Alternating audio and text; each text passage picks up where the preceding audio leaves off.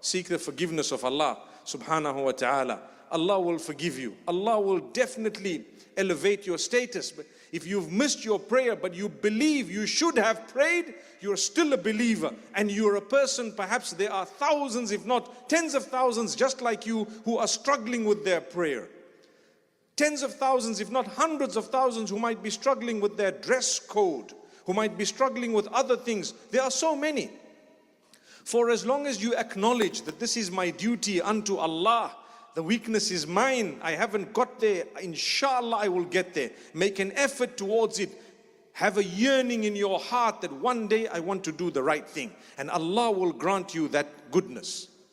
And why I say this is because there are some people that I've met, and we ask them, you know, when you get close to someone, you've interacted with them a little bit more, or someone says, Sheikh, you know, I have a weakness, pray for me. So what's your weakness? If you don't mind me asking, you don't have to tell me, but if you want to share, you know, I don't get up for Fajr, man.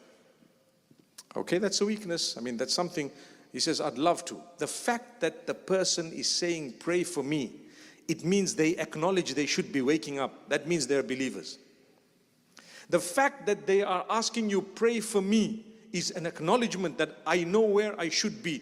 Please go easy on people when they say, you know, I have a weakness.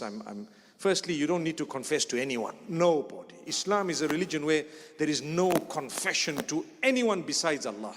You want to say what you did, say it to your maker, and you don't have to say it to anyone else. Because if you did say it to someone else, that person may use it against you one day, and they are no saints either. You don't come to me and say, I want the forgiveness of Allah, I did this. If you trust me and you want some guidance, it's a different story. But today, people will let you down. And you know how bad it is in the age of social media. They just forward your message to another whole group. Before you know it, the whole town knows what you did. And who told them? The fool that you were told them. You don't have to say a word. Forgiven. Allah wipes it out. So the fact that they're saying, pray for me. This youngster says, so pray for me. I said, inshallah, pray for you. May Allah, but I want you to be serious. Met him after some time. He says, Sheikh, you're not praying hard enough. I said, why? He says, because I still have a problem with my prayer. Can you look at how he's blackmailing me because he's not praying? Can you imagine? Pray for me because I have a weakness, I can't wake up for Fajr. And then when he meets you after some time, he says, but you're not praying for me because I'm still not getting up. You're not praying hard enough. Come on, man. Don't blame me. Are you making an effort?